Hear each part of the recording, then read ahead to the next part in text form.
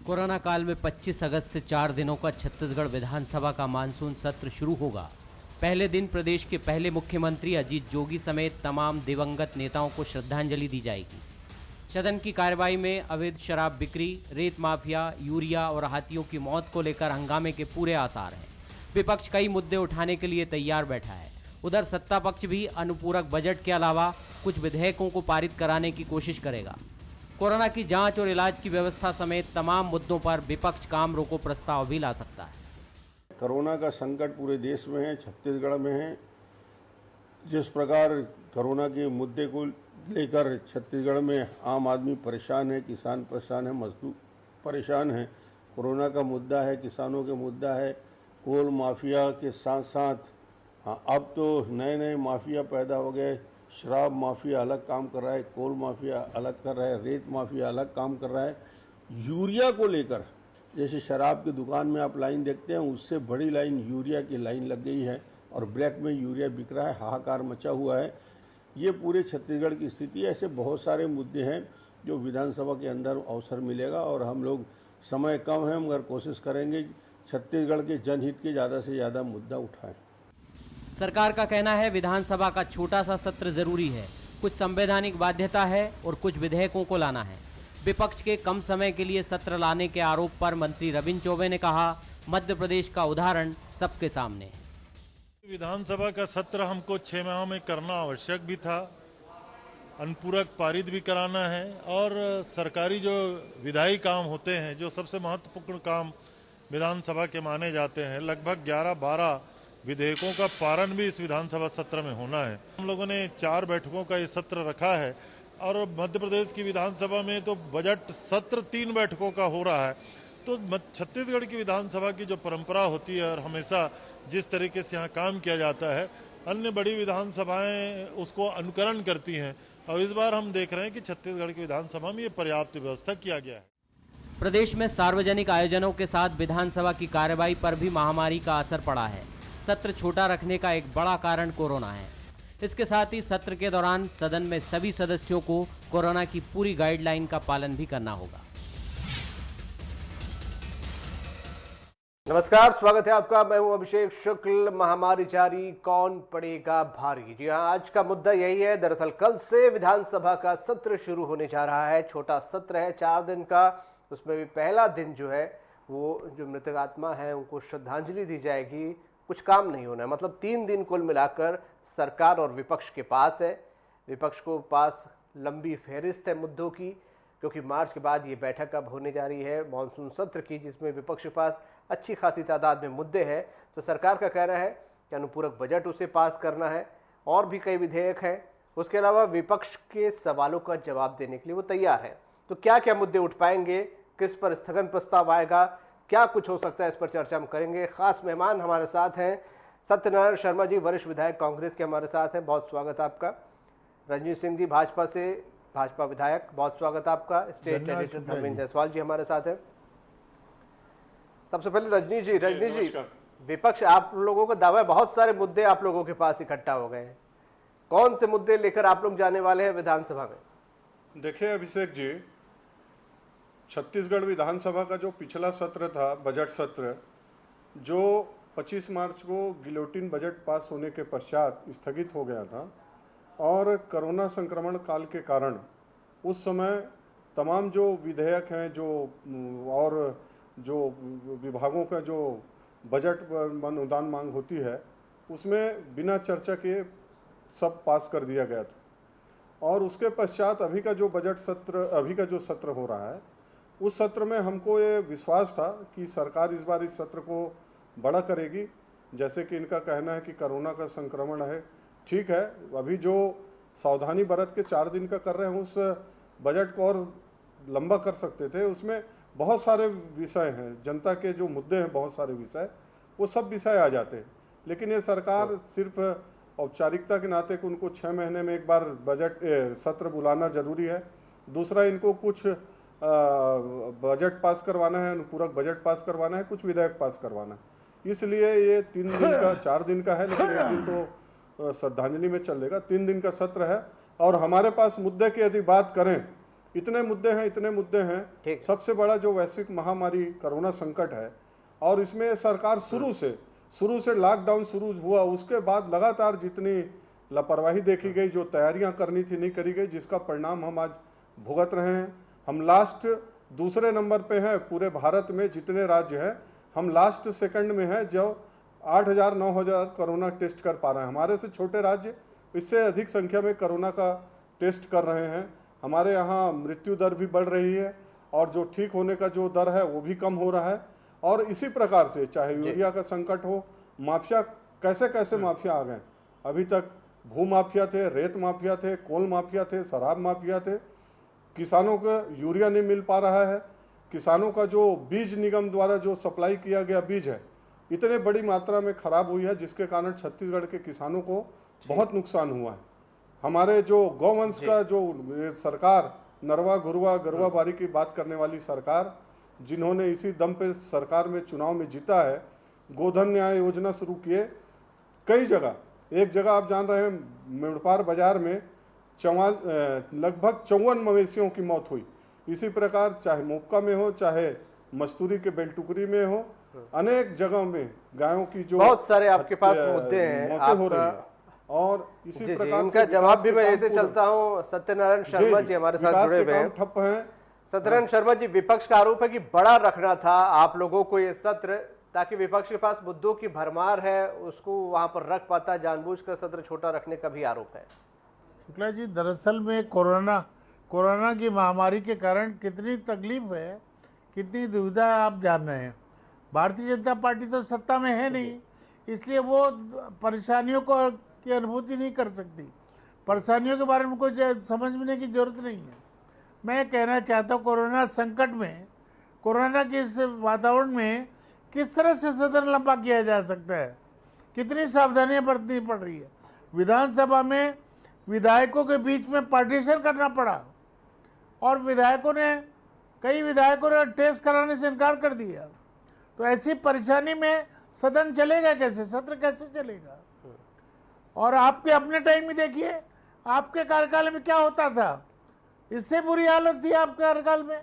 हम लोग इतना कर रहे हैं, आप लोग तो इतना भी नहीं करते थे। और आप इतने मुद्दे हम लोग भी उस टाइम में उठाते थे।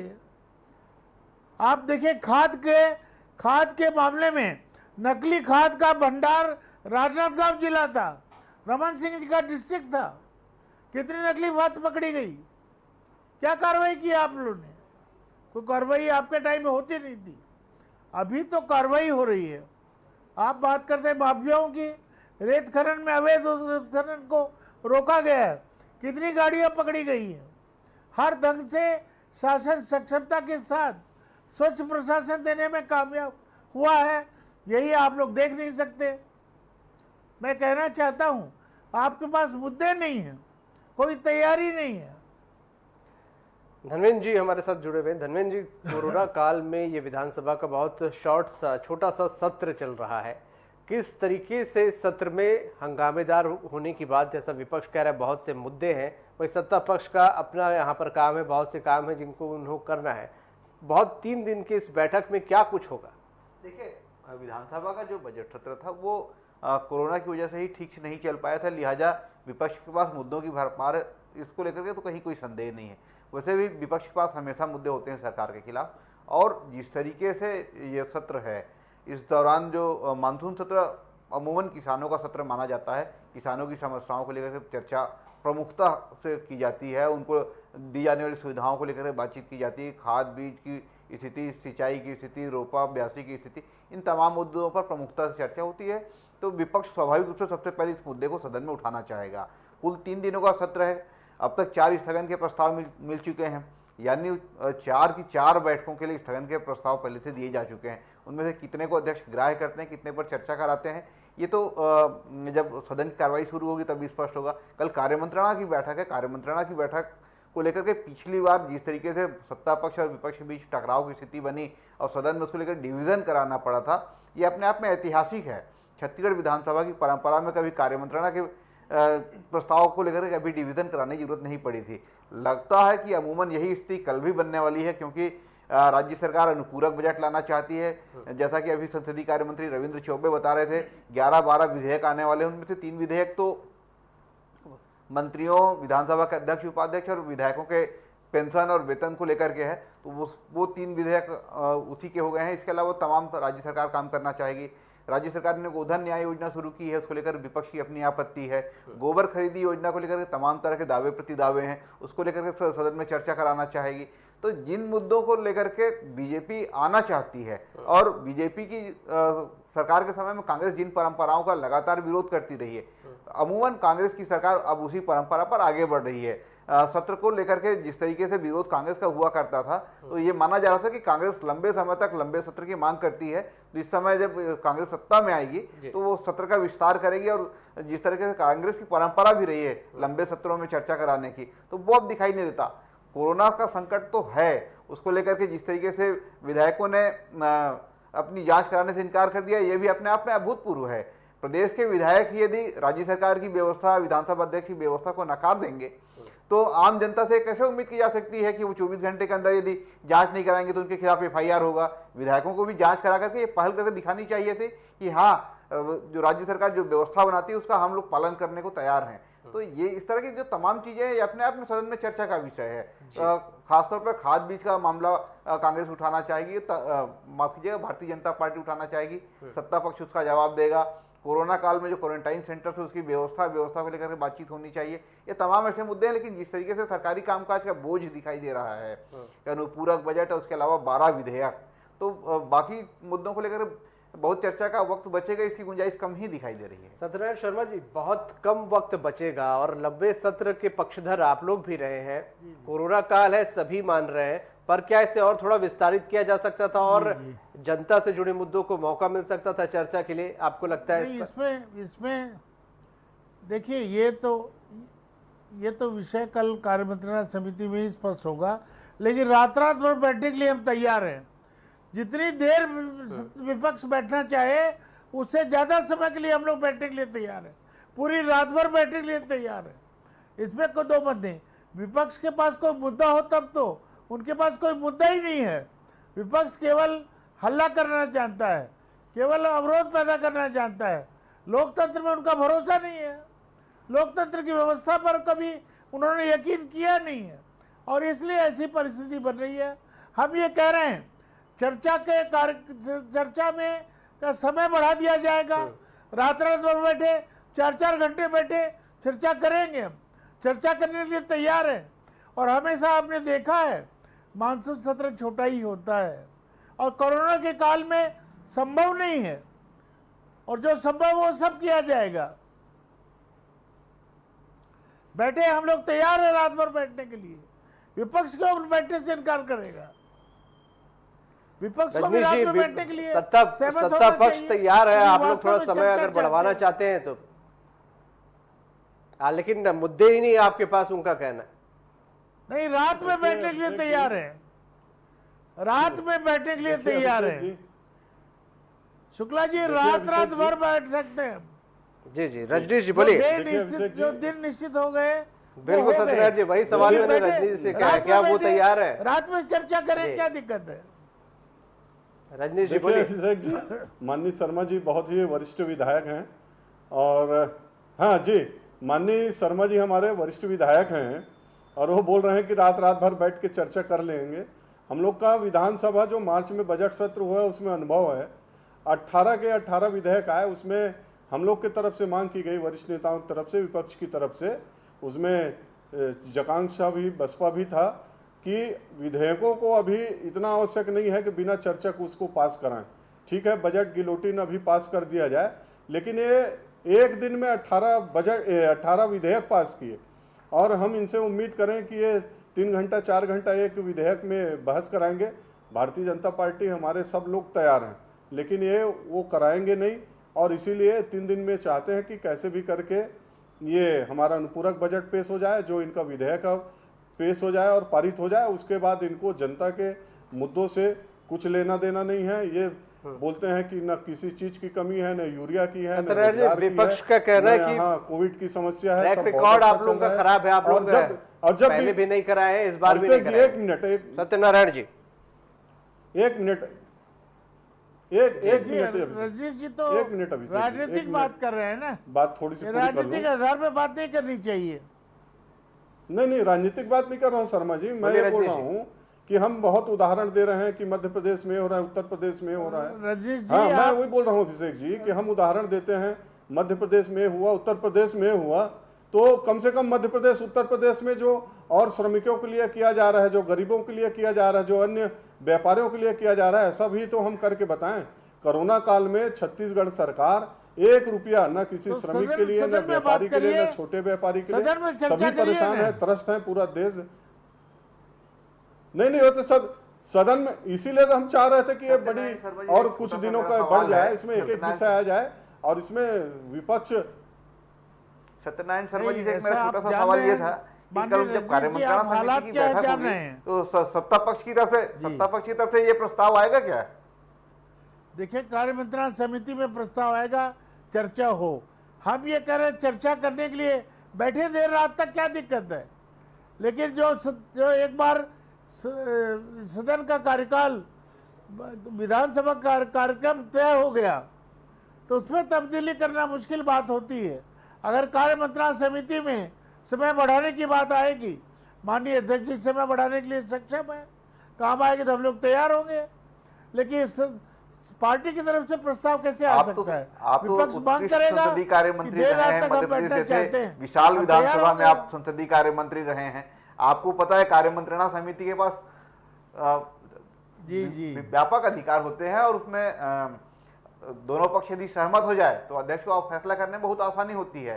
तो यदि इस तरह का कोई प्रस्ताव सत्ता पक्ष की तरफ से आएगा मंत्रणा समिति तो में उसमें फैसला करने में ज्यादा कार्य आसानी मंत्रणा होगी, क्योंकि समिति में कार्य जब मंत्रणा चर्चा होगी, बहुमत कार्य मंत्रणा समिति में चर्चा होती है, उस पर निर्भर करता जी, है। बोलिए। कार्य मंत्रणा समिति अपनी बात कहे, कार्य मंत्रणा समिति में माननीय अध्यक्ष जी विचार करेंगे उस पर। नहीं, सत्यनारायण शर्मा जी, सत्ता पक्ष की तरफ से क्या कोई ऐसा प्रस्ताव आप लोग रखेंगे? आप रखेंगे क्या? ये सवाल था। पहल आप लोगों की तरफ से होगी क्या? देखिए, कार्य मंत्रणा समिति की बैठक हुई नहीं, उसके बारे में कैसे पहले से बताया जा सकता है? कार्य मंत्रणा समिति में चर्चा करें और देर रात तक बैठने के लिए सहमत होंगे तो हम लोग बैठेंगे। देर रात तक में बैठना पड़ा तो कांग्रेस पार्टी तैयार है। ये कार्य मंत्रणा समिति में सहमत हो तो इस पर विचार किया जा सकता है। माननीय अध्यक्ष जी से आग्रह करेंगे कि ये विचार करें। रजनीश जी, समय बढ़ाने का का यहाँ पर अधिकार आरोप था, लेकिन माननीय सत्यनारायण अध्यक्ष जी जी की के पास पिछली है। बार आप लोगों ने एक ही दिन में 18 विधेयक पारित करा दिया। इस बार कैसे उम्मीद करें कि चर्चा कराएंगे बाकी मुद्दों पे? इन्होंने सहमति दी, उसके लिए कार्य मंत्रणा समिति में सहमति दी है। इन्होंने खुद कोरोना से भयग्रस्त होकर के सत्र को समाप्त करने का प्रस्ताव आया तो सहमति दी है। माननीय शर्मा जी, सिर्फ बजट रजनीश जी, बोलिए। की सहमति दी गई थी, जिस बात को विधानसभा में भी हमारे वरिष्ठ नेताओं ने जो कार्य मंत्रणा समिति में हैं, उन्होंने वहां विधानसभा में इस बात को बोले हैं कि हम सिर्फ बजट को गिलोटिन पास कराने के लिए बोले थे।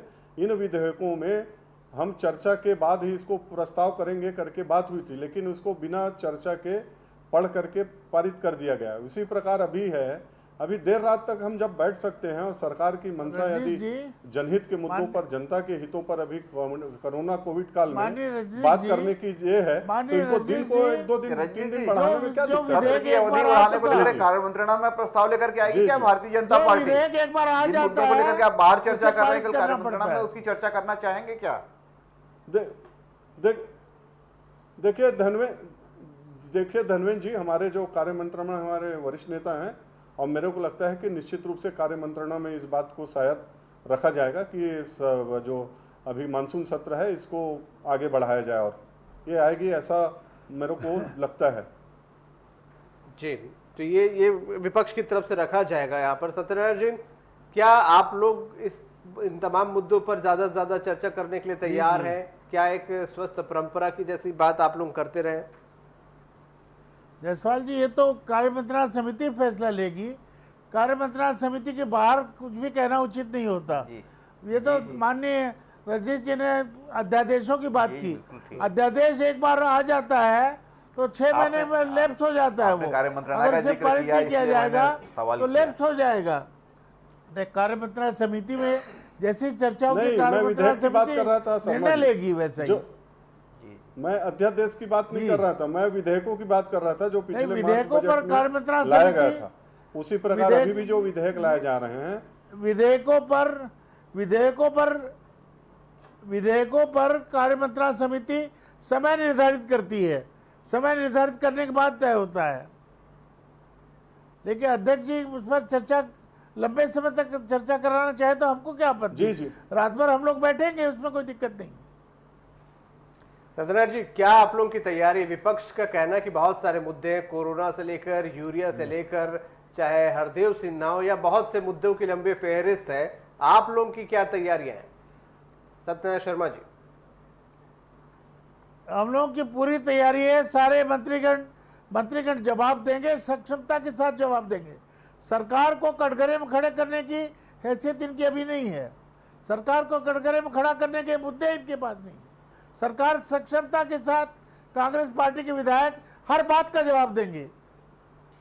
तो रजनी जी, आप लोग माननीय शर्मा जी, जिन मुद्दों की बात आपकी कर रहे हैं, सरकार उन के मुद्दों पास पर अभी किस देखिएगा तरीके से विधानसभा चर्चा कर पाएंगे?